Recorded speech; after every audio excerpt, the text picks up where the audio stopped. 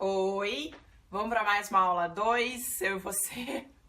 Então, eu queria trazer uma distinção que tem muita confusão. Assim, mas não é só confusão dos alunos, não. Eu escuto advogado falando errado, na mídia, assim, nossa senhora. Tem gráficos aí no Google que tá errado, né? Então, que é a diferença entre instância e grau, tá? Então, deixa eu ver se vocês conseguem entender aqui, só sem desenhar, né? Então, é difícil, nós estamos tentando, porque eu, sem um giz, vocês não fazem ideia como está sendo um sacrifício, mas eu vou tentar. Então, é a distinção entre instância e grau, tá? Do Poder Judiciário, né? Então, olha só, grau é a estrutura do Poder Judiciário, é a organização que o Poder Judiciário brasileiro tem em grau, como se fosse degraus, né? Então a gente vai subindo de degrau, é uma estrutura hierarquizada em forma piramidal, né? Vai afinando, então é grau, né? A gente vai subindo o degrau, tá? Então essa estrutura do Poder Judiciário é fixa, não vai mudar. Na minha ação, na tua ação, na ação do presidente, na ação de um deputado, não importa. Independente do foro, independente da outra palavrinha, né, que é a instância, o que altera é a instância, não o grau. Então não importa quem é o autor, não importa quem é o réu, se tem foro por competência, foro de função, não. É sempre o grau é fixo. Então, os juízes monocráticos estão no primeiro grau de jurisdição, tá? Decisões monocráticas. No primeiro grau, tá? Então, seja Justiça Federal, Justiça Estadual, Justiça do Trabalho, Justiça Eleitoral, não importa, Justiça Militar, os juízes estão no primeiro grau de jurisdição.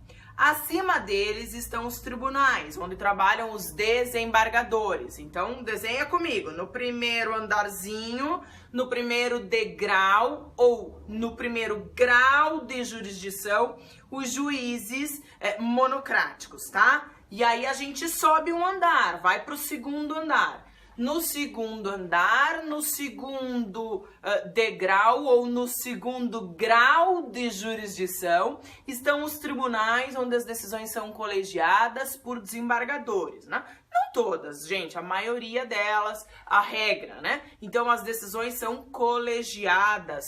Colegiado vem de colégio, que é o coletivo de pessoas, por isso mais de um, tá? Então, segundo grau de jurisdição, acima dos juízes, onde trabalham os desembargadores, decisões colegiadas. Acima, no terceiro degrau, no terceiro nível, no terceiro andar, né, está o grau dos tribunais superiores. A Constituição não fala em terceiro grau, tá? A Constituição fala em grau dos tribunais superiores. Então, eu tenho o primeiro grau, o segundo grau, onde estão os tribunais, o terceiro degrau, que se chama grau dos tribunais superiores. É lá que estão, então, os tribunais superiores, né? A Suprema Corte, que é o STF, o STJ, o TST, o TSE e o STM, tá? Então, nesse andar, o último é o grau dos tribunais superiores. É sempre fixo, gente. Uma decisão dada por um juiz é primeiro grau de jurisdição. Uma decisão dada pelo STF está no grau dos tribunais superiores. Uma decisão dada pelo Tribunal de Justiça do Paraná é segundo grau de jurisdição, tá? Sempre fixo. Independente se for a minha ação, insisto, se for a ação do Lula, se for a ação do Temer, não importa. A ação segue esses degraus, né, que são sempre fixos. Primeiro grau de jurisdição, segundo grau de jurisdição, grau dos tribunais superiores. Agora, é diferente grau de instância, com I, tá? Instância, não confunda com entrância. Vou gravar outro vídeo explicando o que é entrância. Instância, agora sim é variável. Então, a instância são os níveis de conhecimento de uma ação, né? E aqui sim é variável. Então, pensa comigo, olha, um juiz dá uma decisão no primeiro grau de jurisdição. só que ele é o primeiro a conhecer dessa ação. Então, também é a primeira instância. O juiz é o primeiro grau e a primeira instância. Esta ação, por recurso de apelação, sobe ao Tribunal de Justiça. O Tribunal de Justiça vai estar no segundo grau de jurisdição e vai dar uma segunda decisão. Portanto, aquela decisão será de segunda instância. E aí pode ser que suba ao STJ, vai depender das questões processuais, sobe ao STJ, que estará no grau dos tribunais superiores e será a terceira instância, e pode ser, dependendo da ação, que suba ao STF, que é a última e quarta instância nesse exemplo que eu tô dando a vocês, tá? Mas, gente, ó, vou dar outro exemplo. Vamos pensar no mensalão, tá? Um exemplo, só para não falar no que a gente tá vivendo e tal, aqui em Curitiba, não queria... Tá, pausa, volta. Mensalão, ó. O mensalão, processo do mensalão, caso mensalão, foi julgado no STF. E só no STF. Tinha foro privilegiado.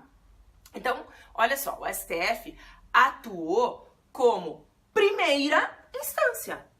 Por isso que é variável. Não é um primeiro grau, mas o STF foi a primeira instância e única. Outro exemplo, um terceiro exemplo. Num processo contra governador de estado que tenha cometido crime, tem foro no STJ. Lembram disso? Tem que decorar, cai sempre, exame de ordem, blá, blá, blá. STJ é o órgão competente para julgar governador. Então, pensa aí, um processo distribuído contra um governador de estado vai ser distribuído direto no STJ. Então, o STJ será a primeira instância e o STF a segunda instância. Então, ó, um processo distribuído direto no Tribunal de Justiça, tá? Um habeas corpus, algum processo que tenha competência originária no TJ. O TJ está no segundo grau de jurisdição, mas atuará neste processo de habeas corpus, por exemplo, em primeira instância. O TJ, desculpem, está no segundo grau de jurisdição, mas atua como primeira instância, tá? Então a mídia confunde bastante. Teve notícias lá na época do mensalão.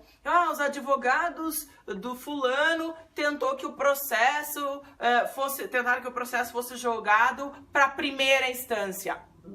Não, os advogados tentaram que o processo fosse remetido ao primeiro grau, porque a primeira instância vai ser o primeiro a julgar, seja do primeiro grau ou seja o STF.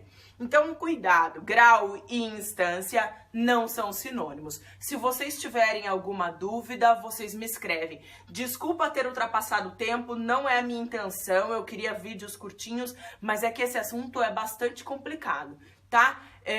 Qualquer coisa me manda uma pergunta que eu respondo depois. Um beijo, fiquem bem e até o próximo vídeo. Tchau!